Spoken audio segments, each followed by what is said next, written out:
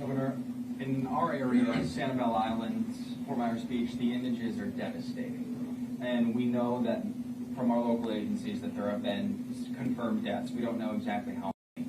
What have you heard from the local agencies about the scope of the tragedy in that sense? Well, Sanibel is destruction. For those of you who haven't been, it's a beautiful place, really neat community, and it got hit with really biblical storm surge, and it washed away roads, it washed away structures that were not new and could withstand that. There have been a number of people that have been identified and brought off the island safely, and those efforts are ongoing. Not only with the Coast Guard has been involved with that, our USAR teams, and as well as local law enforcement.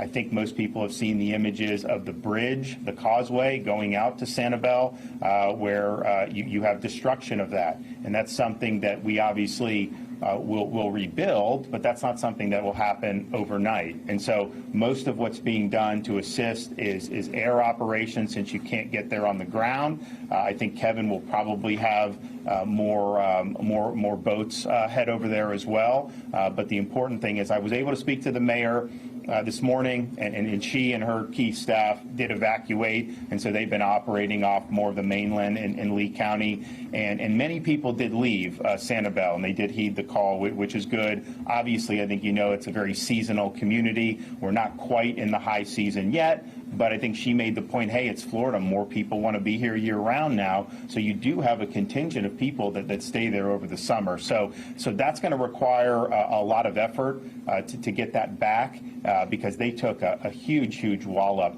And it's interesting. I mean, you can look a span of like 40, 50 miles, some places that got the storm surge versus some other barrier islands, much less. And that's just kind of the way some of this goes. But those were really difficult images to see, especially just given that that's a place that I've been fortunate enough to go out and have some friends and do events there in the past, and really a great part of the Southwest Florida community. But we're committed to restoring the infrastructure as needed. That is not going to be an overnight task. That is going to be something that is going to require a lot of love and care. It's going to require a lot of resources, but we're going to do it because we understand how important it is.